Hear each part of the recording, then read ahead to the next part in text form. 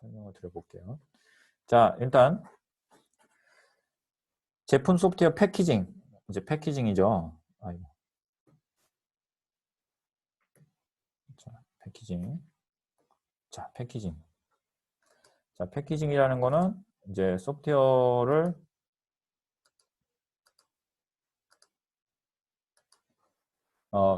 개발을 했으면 이거를 일단 상용으로 판매한다고 가정하거나 또는 배포를 해야 될 거 아닙니까? 사용자들이 쓸 수 있게.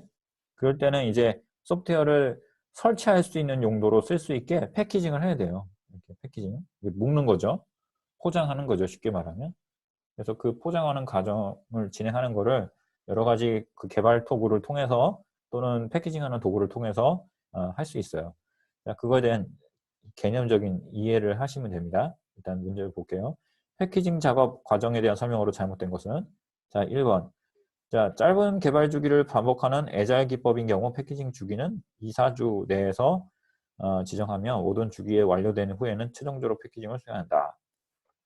자, 애자일 기법이 나왔는데 이 지금 우리 시험 보는 거는 계속 그 용어나 이런 것들이 반복이 돼요. 그러니까 기존 과목에 대한 것도 반복해서 공부를 해야 되는 것도 소프트웨어 공학에 대한 용어들이 굉장히 많이 나오는데 일단 애자일 기법은 그 사용자가 요구하는 것들을 바로바로 반영해서 개발해서 프로토타이핑으로 제공을 해주고 또다시 그 사용자의 요구를 또 반영해서 다시 또 개발을 하고 해서 그 주기가 아주 짧은 주기 동안에 계속 개발하고 테스트하고 피드백 받고 또 분석하고 다시 또 개발하고 그래서 계속 확장시켜가는 그런 이제 개발 기법인데 그래서 이런 경우는 주기가 완료된 후에 최종적으로 수행하는 게 아니에요. 패키징은. 그래서 각 주기가 끝날 때마다 해요. 그러니까 애자일 기법은 일단 패키징을 써볼 수 있게 사용자한테 주는 그 주기가 굉장히 짧아요.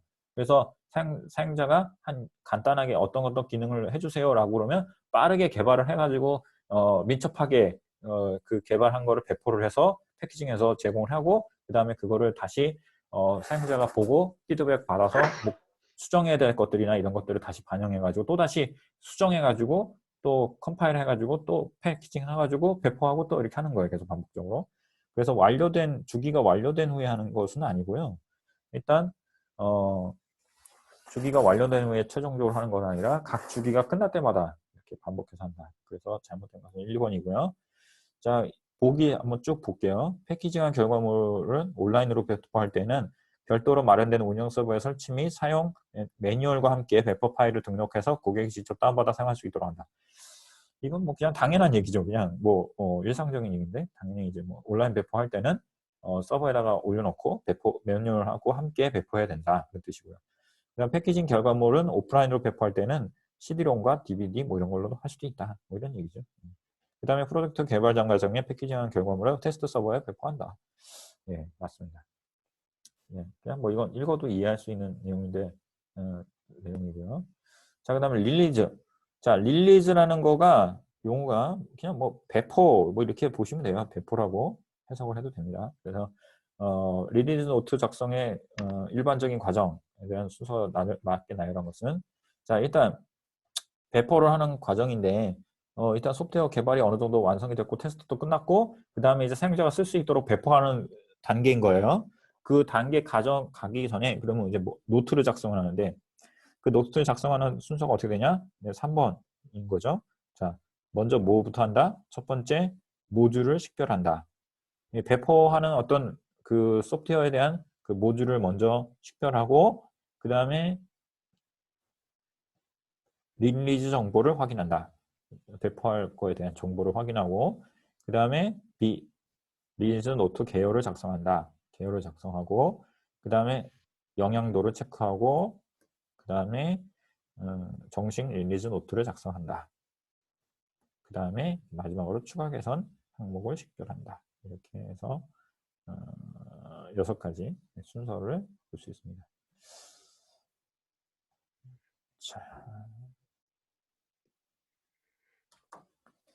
자, 이제 배포를 하는 단계에서 갑자기 이제 디지털 저작권이 나오는데 이게 상용으로 배포를 한다고 했을 때는 당연히 그 소프트웨어도 디지털 저작권이 있는 거예요. 저작권이 중요한 부분이죠. 그래서 그 디지털 저작권에 대한 내용이 갑자기 나오는데 디지털 저작권 관리의 흐름도를 보시면 여기 보시면 이제 기본적으로 컨텐츠를 제공자가 있고요. 그 패키저나 컨텐츠 메타데이터 뭐 이런 것들을 관리하게 돼 있고 묶어서 컨텐츠를 제공하는 사람이 있습니다. 그래서 라이센스 등록을 이제 만들어서 이제 배포하기 전에 등록을 하죠. 그래서 클리어링 하우스에서 이 권한 정책이나 라이센스를 관리를 하는 곳이에요. 이 클리어링 하우스라는 거는 이제 개념적인 용어고 보통은 이거를 관리하는 뭐에서 저작권위원회라든가 여러 가지 뭐 어떤 단체가 있을 수 있어요. 그 단체에서 이런 관리를 하게 됩니다. 자, 그래서 컨텐츠 분배자, 이 컨텐츠 프로바이더, 이게 컨텐츠 프로바이더고 CP라고 그러죠. CP라고 그러고 이제 컨텐츠 분배자는 컨트리뷰터, 예를 들어서 배포하는 사람들, 그러니까 컨텐츠를 유통하는 사람들, 유통하는 사람들이 있을 수 있죠. 보통은 이제 컨텐츠를 만들면 컨텐츠 제작자가 있고 제공자가 있고 또 유통하는 또 유통자가 있고 그래요. 그러니까 유통 시스템에다가 컨텐츠를 등록한 다음에 그 다음에 그거에 대해서 컨텐츠 소비자는 이제 설치해서 사용을 하는데 보통은 여기 컨텐츠 소비자는 이 컨텐츠가 라이센스가 있는 경우에는 보통은 DRM을 통해서 그 라이센스를 획득한 다음에 돈을 주고 산 다음에 그거에 대해서 DRM이 있는 경우에만 컨텐츠 DRM을 통해서 그 컨텐츠가 사용 권한을 획득한 다음에 컨텐츠를 사용하게 됩니다. 그래서 여기 보시면 요금을 지불하게 되어 있고요. 클리어링 하우스에 요금을 지불하고 그다음 라이센스를 발급받아서 그 다음에 컨텐츠를 라이센스를 요청하고 해서 이렇게 컨텐츠를 다운받게 되는 거죠. 그래서 이런 거 보시면 설명을 쭉 볼게요. 클리어링 하우스가 하는 일은 저작권에 대한 사용 권한, 라이센스 발급, 그 다음에 사용량에 대한 결제 관리 이런 일들을 하는 것이고요. 그 다음에 컨텐츠 제공자는 컨텐츠를 제공하는 거고 저작권자, 그 다음에 패키저, 그 다음에 컨텐츠 메타데이터와 함께 배포하는 그런 암호화하는 프로그램을 말하는 거고 그 다음에 분배자는 암호화된 컨텐츠를 유통하는 그런 사람이나 그 다음에 시스템, 서비스하는 곳이고요. 소비자는 컨텐츠 소비하는 사람, 그 다음에 DRM 컨트롤러는 배포된 컨텐츠에 대한 이용 권한을 통제하는 프로그램입니다. 그 다음에 보안 컨테이너가 있고요. 유통할 때 전자적으로 보안 장치를 가지고 합니다. 자 그러면 디지털 저작권 관리에 대한 설명으로 잘못된 것은 자 보시면 디지털 저작권 관리라는 것은 저작권자가 배포한 디지털 콘텐츠의 저작권자의 의도한 용도로만 사용하도록 보호하는 기술이다. 맞죠? 그 다음에 원본 콘텐츠가 디지털인 경우에는 아날로그로 변환한 다음에 패키저로 해야 된다. 이거 말도 안 되는 얘기죠. 그렇죠? 아날로그인 거를 디지털 변환하는 거겠죠. 그죠? 이렇게 하는 겁니다. 보통 우리가 이 디지털 저작권이라는 거는 당연히 디지털로 되어 있는 걸 전제로 하는 거예요. 만약에 아날로그 된 게 있다 그러면 디지털로 전환을 해야겠죠. 틀렸고요. 그 다음에 컨텐츠 크기가 작은 경우에는 사용자가 컨텐츠를 요청하는 시점에서 실시간으로 패키징을 수행한다. 네, 그럴 수 있죠. 그 다음에 패키징을 수행하면 컨텐츠에는 암호화된 저작권자의 서명이 포함되고, 그렇죠? DRM을 통해서 저작권자의 그 전자 서명이 포함이 됩니다. 그래서 그 전자 서명이 포함된 그걸 갖고 있는 사람만 이 라이센스 정보를 통해서 등록이 되고, 그 다음에 그걸 통해서 디지털 콘텐츠를 사용할 수가 있는 권한을 부여받게 되는 거죠. 자, 그 다음에 예, 디지털 저작권 관리 DRM 있습니다. DRM의 약자는 아시겠죠? 디지털 라이츠 매니지먼트입니다. 그래서 사용하는 용어를 설명으로 틀린 것은 컨텐츠 분배자는 아까 위에서 설명드렸어요. 컨텐츠를 유통하는 사람이고 소비자는 구매하면서 사용하는 주체고 그다음 패키저는 그다음 배포한 상태로 묶어서 암호화해서 암호화하는 프로그램입니다. 그리고 클리어링 하우스가 하는 일이 뭐라고 했어요? 하는 일이 뭐라고 했어요? 위에서 저작권에 대한 사용 권한이나 그다음 라이선스 발급이라든가 이런 것들을 하는 것이라고 그랬죠? 사용 권한, 라이선스 발급, 사용량에 대한 결제 관리 이런 것들이 클리어링 하우스에서 하는 일입니다. 요 원본을 안전하게 유통하게 한 전자적 보안 장치에 대한 설명은 뭐에 대한 설명이에요? 보안 컨테이너. 이거는 보안 컨테이너에 대한 거죠. 그래서 4번이 틀렸고요. 그 다음에 소프트웨어 설치 매뉴얼. 자, 소프트웨어를 배포하는 단계에서는 당연히 매뉴얼을 포함시켜서 배포를 해야 됩니다. 매뉴얼 없이 배포하면 안 되겠죠. 그 당연한 얘기, 아주 기초적인 이해할 수 있는 내용인데요. 매뉴얼을 그러면 작성에 대해서 잘못된 것은 자, 소프트웨어 설치 매뉴얼에서 기초부터 적용된 기준이나 사용자 소프트웨어를 설치하는 과정에 필요한 것들을 기록한 설명서이다. 맞죠? 설치 매뉴얼에는 목차, 개요, 서문, 기본사항 등 기본적으로 포함되어 있다. 당연히 그래야겠죠. 그 다음에 일반적으로 서문에는 문서 이력, 설치 매뉴얼의 주석, 설치 도구의 구성, 설치 환경 체크 뭐 이런 것들이 있습니다. 예. 그 다음에 설치 과정에 표시될 수 있는 오류 메시지나 예외 사항에 대한 내용은 별도로 분류하지 않고 관련 내용을 포함하여 설명한다. 설치 과정에서 표시될 수 있는 뭐 오류라든가 예외 사항이나 이런 것들이 있으면 별도로 분류해서 해야 되겠죠. 이거 않고가 아니고 별도로 분류를 해서 표시를 해놔야 됩니다. 자, 그 다음에 다음은 소프트웨어 버전 등록. 자, 우리가 소프트웨어를 개발하다 보면 계속 이제 업데이트를 하기도 하고 그 업그레이드를 하죠. 그래서 이제 버전 관리를 해야 되는데 버전 등록에 대한 내용의 설명으로 잘못된 것은 저장소 버전 관리를 하기 위해서는 저장소에다가 저장을 하면서 버전별로 이렇게 누적해서 저장을 해야 되거든요. 그래서 최신 버전의 파일이나 변경 내용을 저장하는 곳이다. 레포지토리 맞고요. 그 다음에 커밋은 버전 관리가 되고 있지 않은 아무것도 없는 저장소에 처음으로 파일을 복사한다. 그런 내용이 아니죠. 커밋은 갱신을 완료하는 작업입니다. 이거는 데이터베이스에서도 똑같이 쓰이는 내용인데 이거는 커밋은 갱신을 완료하는 작업이다. 그다음에 체크아웃은 저장소에서 파일을 받아오는 것을 체크아웃이라고 하고요. 동기화는 저장소의 최신 버전으로 자기 건강을 동기화합니다. 그러니까 그 저장소가 있으면요. 저장소가 있어요. 저장소가 있으면 그 자기 이제 PC에다가 뭐 항상 최신 버전으로 동기화 해야겠죠. 여기에 그죠?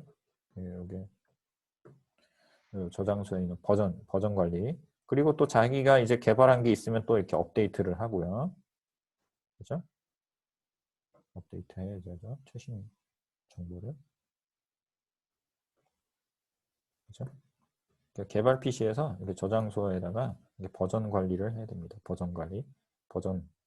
여기 버전과 저장소의 버전과 PC의 버전을 동기화해야 돼요. 그런 내용이고요. 그 다음에 다음에 지시된 소프트웨어의 일반적인 버전 등록 과정에 대한 순서로 옳게나요? 이런 것은 자 보시면은 아까 위에서 했던 이제 어떤 저장소하고 그 다음에 저장소에다가 왜 소프트웨어를 버전 관리를 하는 거죠? 이게 소프트웨어가 이 개발하는 사람들이 이거는 한 사람이 할 것 같으면 이런 게 의미가 없어요. 이 개발자가 예를 들어서 한 사람이 아니라 여러 사람이 있다고 생각해 보세요. 여러 사람이. A라는 사람도 있고 B라는 사람도 있고 C라는 사람도 있고 그러면 이 같은 프로그램을 개발하는데 여러 사람의 개발자가 있을 경우에 이 저장소에 있는 데이터들을 3명이서 이렇게 액세스해서 관리를 한다고 보세요. 소프트웨어를 개발한다고 해요. 그럼 버전 관리를 안 하면 이 A가 수정한 거가 B라는 사람이 모르고 있으면 동기화가 안 돼 있으면 여기다가 수정한 거를 모르고 여기다 다른 내용을 수정한다든가 이런 일이 벌어질 수 있잖아요. 그죠? 그러니까 그런 것들을 방지하기 위해서 하는 일들이에요. 이해 가시겠죠? 그래서 순서를 보면 먼저 해야 될 게 가져오기, 임포트를 해야겠죠. 당연히 이제 그 레포지토리에서 가져오기를 먼저 해야 되고요. 그 다음에 이제 인출, 아까 체크아웃 가져하고 인출하고요. 이 위에 체크아웃 한다고 그랬죠. 여기 보시면 2번은 이제 저장 관리에서 처음 가져오는 걸 임포트라고 하고 자 보시면 가져오기는 최초로 하는 거. 자, 그래서 이게 뭐냐면 임포트를 한다는 거는 이제 버전 관리가 되고 있지 않은 이 레포지토리에다가 데이터를 처음으로 파일을 복사하는 거예요. 그죠? 여기다 임포트 이렇게 처음으로 넣는 거. 이게 임포트. 어떻게 한다고요? 임포트는 뭐 하는 거다? PC 개발자 PC에서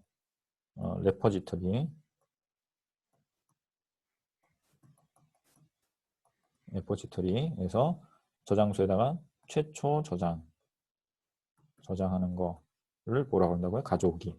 그 다음에 이제 인출은 뭐라고 그랬어요? 체크아웃 저장소에 있는 파일을 가져오는 거예요. 그죠? 이렇게 가져오는 거. 이건 반대죠. 저장소에서 여기가 저장소에서 PC로 가져오는 거. 그죠?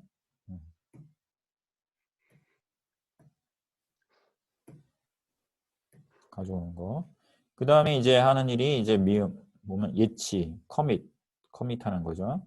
그래서 가져오고 나서 확 이제 커밋을 하고, 그 다음에 변경사항을 어떻게 하는 거죠? 갱신하는 거죠. 갱신. 보세요.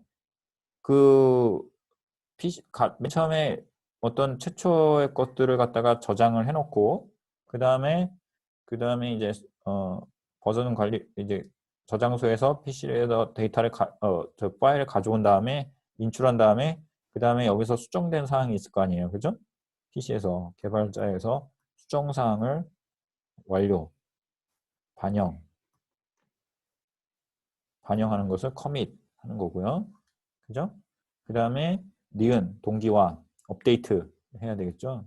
그래서 어떻게 합니까? 반영한 거를 다시 어떻게 하는 거예요? 레포지터리에다가 다시 저장하는 거죠. PC에서 다시 업데이트 하고요. 수정한 것을. 그 다음에 이제 리얼 그 차이 디퍼. 그 다음에 마지막으로 이제 차이점이나 이런 것들을 레포지토리에서 변화된 것을 파악해서 버전 관리를 하게 되는 것입니다. 이 순서를 알고 계시면 좋겠고요. 그 다음에 8번에 소프트웨어 버전 관리 도구는 무엇입니까? 버전 관리 도구라는 게 여러 가지가 있을 수 있는데 여기서 말하는 거는 이제 뭐냐 이런 얘기죠. 그 버전 관리 자료가 하나의 원격 저장소에 저장됩니다. 원격 하나의. 그래서 개발자 PC의 로컬 저장소와 함께 저장되어 관리되는 방식입니다. 그 다음에 개발자별로 다수의 개발자가 있다는 얘기죠. 그 다음에 원격 저장소 자료를 자신의 로컬 저장소로 복사하여 작업한 후에 로컬 저장소에서 우선 버전 관리를 수행한 다음에 이를 원격 저장소에 반영합니다. 이게 무슨 말이에요? 자, 원격의 저장소가 있어요. 저장소가 있고, 그죠? 그 다음에 여기 이렇게 여러 사람의 PC가 있는 거예요. 개발자 PC가. 그죠? 그래서 여기도 저장하고, 로컬 저장소에 복사해서 작업한 후에 여기다가 우선 저장하고, 그 다음에 여기다 원격에다가 또다시 저장하고, 이렇게 하는 거예요. 다음 저장. 이렇게 하는 거예요. 그래서 로컬 저장소의 버전 관리가 가능하므로 원격 저장소에 문제가 생겨도 로컬 저장소의 자료를 이용해 작업 진행이 가능하다. 그러니까 무슨 말이에요? 그러니까 PC에서도 저장 관리를 하고 원격 저장소에도 저장 관리를 한다는 얘기예요. 그럼 보통 이런 걸 뭐라 그러냐면 이런 구조가, 그러니까 이쪽 PC에서도 데이터가 있고 원격에도 뭐 서버 같은 데다도 같이 이중으로 저장 관리를 하는 거예요.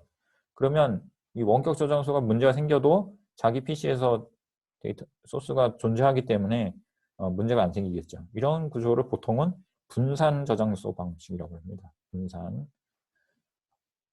그 종류에는 뭐 Git라든가 GNU라든가 뭐 이런 다양한 것들이 있습니다. 자, 버전 관리하는 방식에는 뭐 두 가지가 있는데요. 설명 자료가 있는데요. 뭐 공유 폴더 방식이 있고 그 다음에 클라이언트 서버 방식이 있는데 지금 위에서 설명드린 거는 분산 저장 방식이라고 해서 PC에서 저장하고 원격에도 저장하고 이런 방식이고, 뭐 공유 폴더 저장 방식은 로컬 컴퓨터의 공유 폴더에다가 저장하는 거, 이런 걸 말하는 거고요. 이거 나중에 자료로 드릴 테니까 한번 읽어보세요. 읽어보면 이렇게 이해할 수 있는 거니까. 뭐 클라이언트 서버는 뭐 버전 관리를 중앙 서버에 저장하는 그 방식이에요. 클라이언트 서버는 이중으로 저장 관리하는 게 아니라 원격 서버에다만 저장하는 겁니다. 자, 그 다음에 Git에 대한 명령에 대한 것을 가장 옳지 않은 것은 뭐 이 Git라는 것이 뭐 이제 가장 요즘 많이 쓰는 그런 이제 저작 저기 버전 관리 툴이긴 한데 이게 인터넷상에서 쓰는 그런 버전 관리 도구거든요. 오픈 소스 프로그램 관리할 때 많이 쓰는긴 하는데 여러 가지 명령어들이 있는데 여기서 init은 지역 저장소에 생성되는 명령이고 지정된 브랜치로 이동하는 명령어는 체크아웃입니다. 그래서 이 init이라는 거는 지역 저장소에 지역 저장소가 어디입니까? 여기 뭐 원격 저기 보통 PC나 뭐 이런 것들이겠죠. 그래서 원격 저장소에다가 하는 게 아니라 init은 PC에다 저장하는 거다. 그래서 지정한 브랜치에다가 이동하는 명령어는 체크아웃이다. 아까 위에서 체크아웃이 있었잖아요. 그죠? 체크아웃은 뭐 하는 거라고? 뭐 체크아웃은 가져오는 거라고 했죠. 가져오는 거. 그죠? 여기 위에 있었죠. 네, 인출. 그래서 저장소에서 PC로 가져오는 거 인출이라고 했죠. 자, 그래서 여기까지 설명을 좀 드리고요. 이게 답이 여기 틀린 거죠. 이거는 체크아웃에 대한 내용이고요.